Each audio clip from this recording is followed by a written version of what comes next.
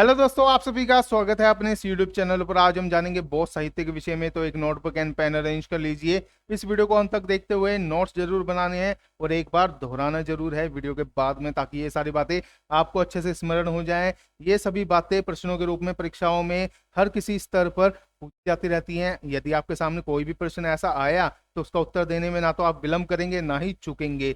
एक वीडियो और भी है, तो मैं गुजारिश करूंगा कि वो वीडियो भी आप अवश्य देखें।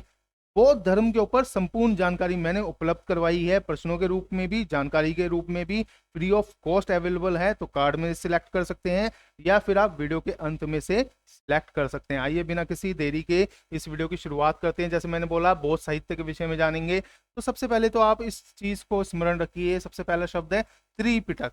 अब त्रि का मतलब तीन होता है, पिटक का मतलब पिटारी होता है। तो जो भिक्खु होते थे, या फिर आप बोल सकते हैं गौतम बुद्ध के जो अनुयायी थे, जब गौतम बुद्ध उपदेश देते थे तो वह उन बातों को कंठस्थ कर लेते थे। कंठस्थ मतलब कि एकदम से जुबान पर ले आना और उसको बाद में पाली भाषा में लिखकर ग्रंथों के रूप में तीन पिटारियां थी उनके अंदर सुरक्षित रखते थे। तो त्रिपिटक का मतलब यह है। अब देखिए, त्रिपिटक ग्रंथों को अंग्रेजी भाषा में पाली सिद्धांत के रूप में जाना जाता है, जो कि बौद्ध धर्म ग्रंथों के लिए इस्तेमाल किए जाने वाला एक पारंपरिक शब्द है। तो ये बात आपको स्मरण रखनी है अच्छे से। अब देखिए, इसे तीन भागों में बांटा गया है, जैसे कि मैंने आपको पहले ही समझा दिया है। क्या बोलते हैं उसको? त्रिपिटक, जिसका मतलब है तीन पिटारी। अब देखिए, इसके अंदर विनय पिटक है, यानी विनय पिटारी, सूत पिटक और अधिधम पिटक। ये तीनों के तीनों आपको याद रखने हैं, इसको भी याद रखना है, इसके ऊपर भी प्रश्न आ जाता है। अब देखिए, गौतम बुद्ध की मृत्यु के बाद उनकी शिक्षाओं को विभिन्न बौद्ध संगीतियों, अब देखिए संगीतियों को ध्यान रखना है। संगीति तब लाई जाती थी जब ये चेक करना हो कि कहीं छेड़छाड़ ना हो गई हो, जो गौतम बुद्ध के उपदेश दिए हुए हैं कहीं उसमें कुछ मिलावट ना कर दी गई हो, इसलिए संगीतियां बैठाई जाती थी। बौद्ध संगीतियों में संकलित कर तीन पिटकों यानी पिटारियों में विभाजित किया गया। त्रिपिटक पाली भाषा में रचित है। कौन सी भाषा में? पाली भाषा में। इस बात को आपने बिल्कुल स्मरण कर लेना है। अब देखिए, विनय पिटक जो सबसे पहला है, जैसे कि हमने यहाँ पर पढ़ा था। अब देखते हैं इसके बारे में। इस बौद्ध ग्रंथ में संघ के अंतर्गत अनुशासन की पुस्तक के रूप में जाना जाता है, यानी किसके रूप में? अनुशासन के रूप में। इसमें भिक्षुओं या फिर आप बोल सकते हैं भिक्खु, तो भिक्खुओं या भिक्षुओं और भिक्षुणियों के संग एवं दिन की जीवन संबंधी आचार विचार और नियम संग्रहित हैं। इसे चार पुस्तकों में बांटा गया है। अब देखिए, कौन कौन सी चार पुस्तक हैं। एक है पातिमोक्ष, या फिर आप संस्कृत में बोल सकते हैं प्रतिमोक्ष। अब देखिए, इसमें अनुशासन संबंधी विधानों तथा उनके उल्लंघन पर किए जाने वाले प्रायश्चितों का संकलन है। दूसरा देखते हैं सूता विभंग। अब देखिए, ये ना है, आप ये ध्यान रखना, इससे कंफ्यूज मत होना। सूता विभंग, इसमें पातिमोक्ष के नियमों पर भाष्य प्रस्तुत किए गए हैं। इसके दो भाग हैं। कौन कौन से? एक महाविभंग और दूसरा है गुणी विभंग। अब तीसरा देखते हैं खंदक।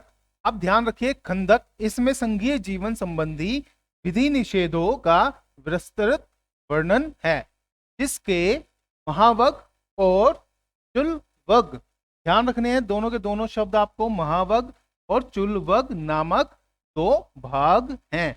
देखते हैं यहाँ पर चौथा परिवार। अब परिवार में क्या है? इसमें विनय पिटक के दूसरे भागों का सारांश प्रश्नोत्तर, ये चीज ध्यान रखनी है, प्रश्नोत्तर जिसको हम क्वेश्चनेयर बोलते हैं, के रूप में प्रस्तुत किया गया है।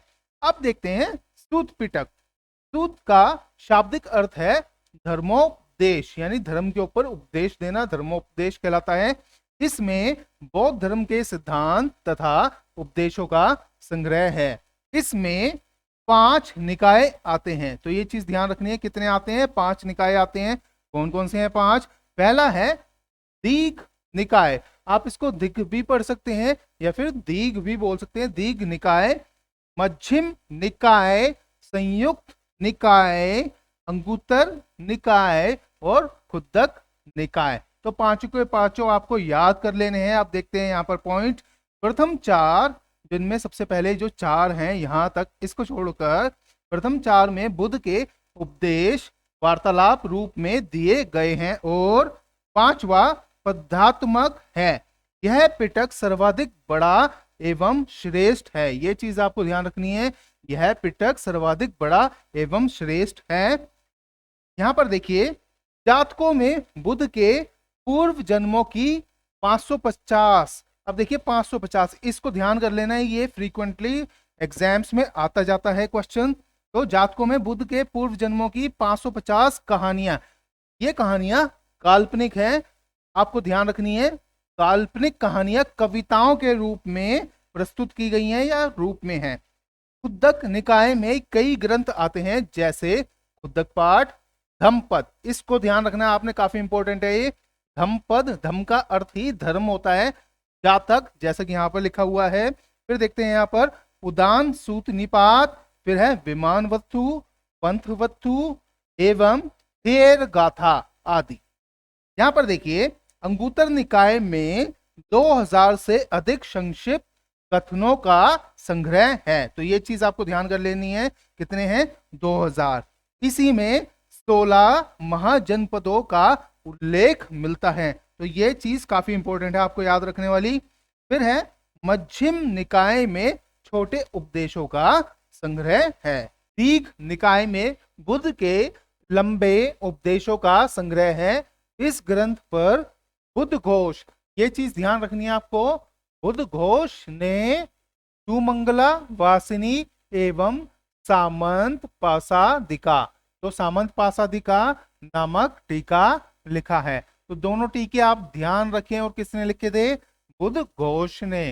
संयुक्त निकाय में बुद्ध की संक्षिप्त घोषणाओं का संग्रह किया गया है।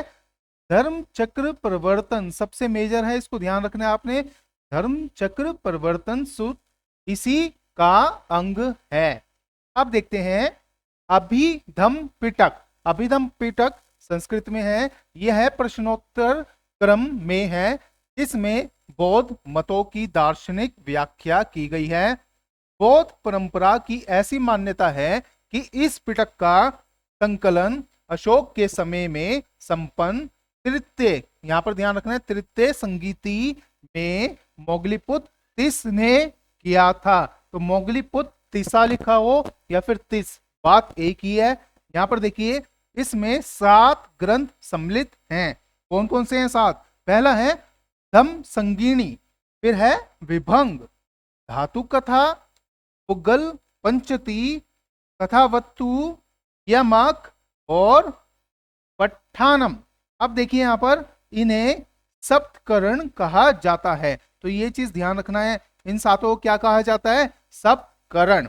अब देखिए अगला, अभिधम्म पिटक सबसे बाद की रचना है, जो कुषाण काल में हुई चौथी बौद्ध संगीति में संकलित की गई। तो ये चीज ध्यान रखने, कुषाण काल और चौथी बौद्ध संगीति में अभिधम्म पिटक सबसे बाद की रचना की गई है, मतलब जब ये संगीति बैठाई गई थी चौथी, उसके अंदर इसका संकलन किया गया। अब देखिए, त्रिपिटकों के अतिरिक्त पाली भाषा में लिखित अन्य बौद्ध ग्रंथ में नागसेन कृत, ये चीज ध्यान रखनी है, मिलिंद पन्नो तथा सिंहली। अब देखिए, अनुश्रुतियों दीपवंश एवं महावंश, दीपवंश एवं महावंश, जिसको सिंहल तथा लंका का इतिहास बोला गया है, तो वह उल्लेखनीय है। कोई भी दुविधा परेशानी हो तो कमेंट सेक्शन में आप लिखकर पूछ सकते हैं। ये वीडियो कैसा लगा वो भी बता सकते हैं। कोई अन्य टॉपिक चाहते हैं वह भी आप डिमांड अपनी प्रस्तुत कर सकते हैं वहां पर। इस वीडियो को लाइक जरूर कीजिए, शेयर जरूर कीजिए और मेरे चैनल को सब्सक्राइब कीजिए। अब हम मिलेंगे अपने नेक्स्ट वीडियो में, तब तक के लिए अलविदा।